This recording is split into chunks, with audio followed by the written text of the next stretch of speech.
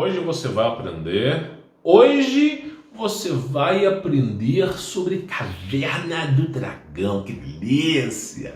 Vai dar grau no céu, vai dar grau no céu.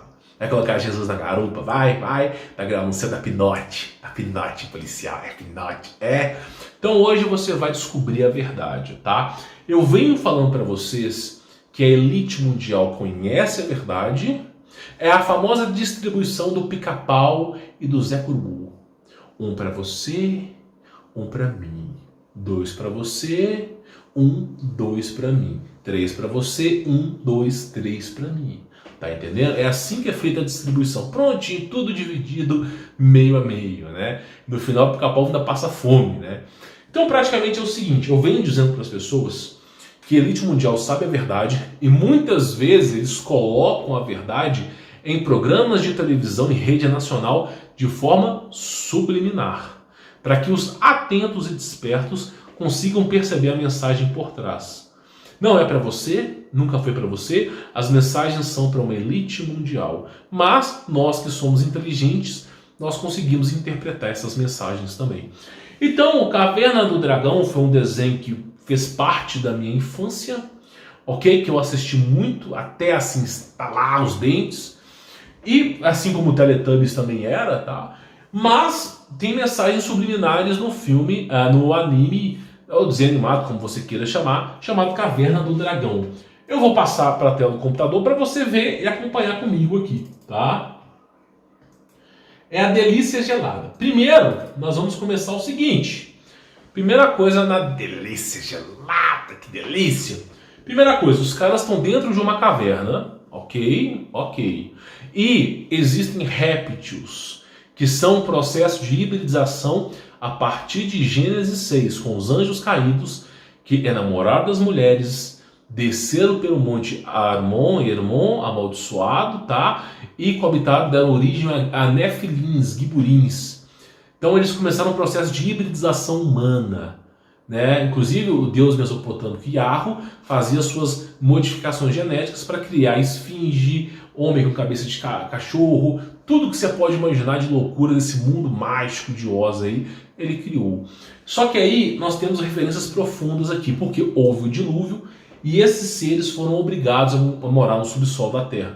Deus, cujo nome é Jesus Cristo, eu sou Jesus, ele modificou o ecossistema da Terra, onde o ar ficaria mais rarefeito e o nível de oxigênio iria reduzir e a pressão atmosférica iria reduzir, fazendo com que gigantes, néfilins, colossos não conseguissem respirar. Por isso, os fósseis da grande maioria de dinossauros é um fóssil de asfixia, onde o dinossauro está lá parecendo que está afogando, mas é uma falta de ar. Tudo quanto é canto tem dinossauro assim. Não só isso, como também os gigantes. Foi a maneira de extermínio dos gigantes do passado. E aí, para os que sobreviveram em escala menor, eles foram abrigar em cavernas. Não só os nefilins, como também todo esse processo de hibridização. Tá? Esse processo que foi mesclado com anjos caídos. E é dito que existem esses répteis, não vieram de Adão e Eva, não vieram de Lilith, não vieram de Caim, porque ambos esses aí eram homens e mulheres, mas vieram após o processo de criogenia de Yarro, tá? Então o que acontece? Esses nefilins, ou reptilianos, neste âmbito, são que os répteis que vivem em cavernas. No Brasil nós temos a cuca. Cuidado com a cuca, que a cuca te pega daqui, te pega de lá. Pois é, porque simplesmente esses seres eram comuns de se ter no passado. E aí eram reptilianos, eles vivem em cavernas e eles consomem carne humana. Por que a cuca do sítio Pica-Pau Amarelo queria comer lá a criançada do sítio, né? Fazer uma sopa, não sei o quê? Por que o Saci Pererê só tem uma perna? Porque a cuca comeu a outra. Então é essa a história, sem brincadeira. Monteiro Lobato fala sobre isso. E Monteiro Lobato não escreveu sobre isso. Ele pegou de outra referência, mas ele é o autor no Brasil. E aí nós temos o quê? Os reptilianos fazendo uma sopa para cozinhar os seres humanos, tá? Então esse é o âmbito do episódio. Então os seres humanos estão capturados aqui. Aí tem esse feiticeiro, né? Dele, claro, tem que ser um feiticeiro, tá? Aí esse feiticeiro faz uma magia para libertar os amigos deles, né? Só que essa magia, aparentemente, tá, faz com que os amigos dele, ó, apareçam em outro local. Aí quando esses amigos dele que aparecem em outro local, olha o que acontece. Eles começam a escutar barulhos, tá? Olha só.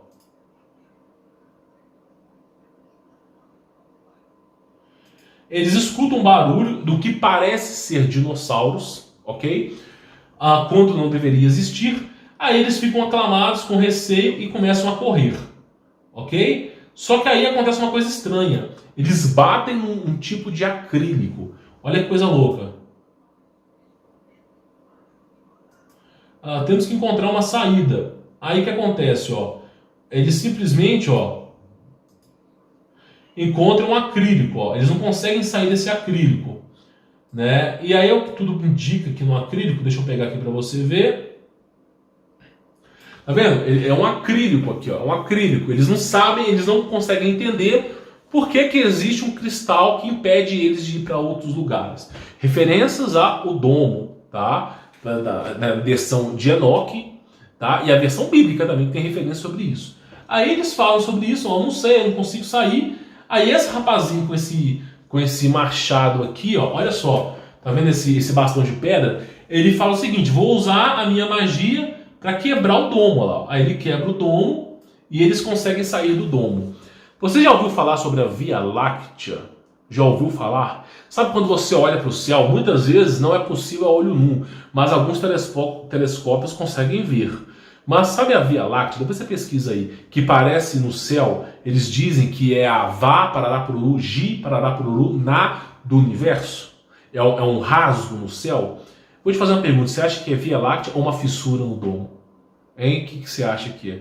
Uma fissura no domo, um arranho no domo, tá? Por quê? Porque a retratação, uma história, é que Thor, tá, um semideus, um anjo caído, usou algum aparato tecnológico para tentar romper os céus, para que eles pudessem sair do domo. E aí causou uma grande rachadura no céu, tá bom? E aquele cristal foi pulverizado e virou areia. É real essa história? Não sei. Mas é muito melhor eu acreditar numa fissura no domo do que acreditar numa Via Láctea que eu vim evoluir de um macaco vegetariano. É muito mais prático a fissura no domo, né? E aí praticamente eles conseguem aparentemente escapar. Ó. Eles escapam de lá. E eles olham para trás e é o quê? Uma cúpula de domo, né? Só que o mais estranho nesse episódio é o seguinte: eles ficam assustados porque eles encontraram um garfo gigante e um copo com aparentemente bebida, né, gigante. Mas por quê? Será que eles foram encolhidos? E nesse episódio, de fato, eles não foram encolhidos. O que aconteceu é que essa referência são os gigantes. Então, nesse episódio de Caverna do Dragão, nós temos gigantes, que são uma descendência direta dos anjos caídos, os Giburins, Nefilins, Colossos, tá? Nós temos o domo, que é apresentado aqui, ok? Nós temos os domos, tá? Deixa eu ver se eu volto isso aqui para frente. Que é apresentado aqui. Nós temos esse domo que foi quebrado através de algum amparo, que é a Via Láctea, uma rachadura no domo, que é a retratação desse bastão aqui, que é a caverna do dragão lá. E nós temos esses reptilianos aqui querendo comer os seres humanos no submundo da Terra, porque eles estavam dentro de cavernas. Então, praticamente, vê na sua cabeça, pensa um pouco, raciocina um pouco na sua cabeça. Você acha que todas essas mensagens subliminares foram um acaso?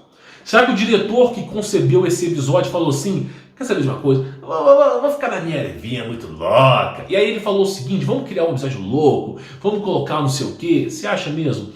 Deixa eu te falar uma coisa. Você consegue imaginar o que eu estou pensando aqui? Você não consegue imaginar o que eu estou pensando. Você só consegue imaginar, por mais que você queira, aquilo que você viu, aprendeu, vivenciou ou contaram para você. Você jamais, em hipótese nenhuma, vai imaginar aquilo que você nunca viu. E o seu cérebro, ele vai sempre fazer referências às experiências que você conhece. Por exemplo, pensa no elefante amarelo, o seu cérebro agora, de forma intuitiva, vai materializar na sua mente um elefante amarelo, rosa, um elefante azul, tá? Um fusca azul vai te materializar. Agora, se eu falar de um tipo de animal que você não conhece, tá? Por exemplo, se eu pegar aqui para falar para você sobre os morcegos que vivem lá em Cuba, uma classe específica de morcegos. Você vai conseguir identificar qual tipo de morcego? Não. Você vai saber que é um tipo de morcego, mas você não vai saber qual é o outro tipo de morcego. Por exemplo, muitos que estão assistindo esse vídeo não fazem ideia do que é um ornitorrinco. Então, se eu falar a palavra ornitorrinco e você nunca tenha visto isso, você não vai saber nem o que é o ornitorrinco. Mas a partir do momento que você vê, você imagina. Por exemplo, só para tu ter ideia, o que eu estou imaginando agora é que o Batman virou um Transformer e que simplesmente agora ele decidiu tocar K-pop. Que delícia! Quando que você conseguiria imaginar uma coisa como essa? Nunca. Mas com as informações de K-pop, informações de gigante, não sei o que, você vai conseguir fazer a coisa acontecer. Então você só imagina aquilo que de alguma maneira você vivenciou ou aprendeu.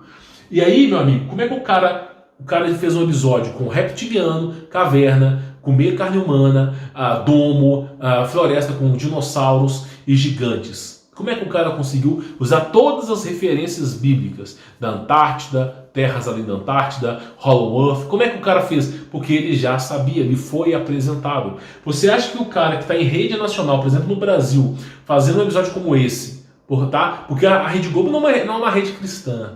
Eles não vão se reunir para falar, vamos criar uma coisa de Jesus. Não é. Não é. Não vem falar para mim que não é não.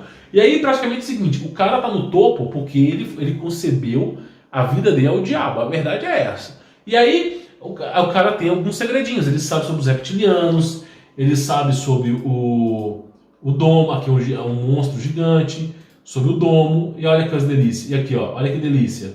Olha que delícia. Olha lá. Que delícia, né? E aí eles conseguem fugir e encontram as coisas dos gigantes aí. Pois é. Então, simplesmente, referências profundas a Hollow Earth, Domo, terras além da Antártida. Tá? Então é isso. Mensagem subliminar nos desenhos animados. Tá entendendo?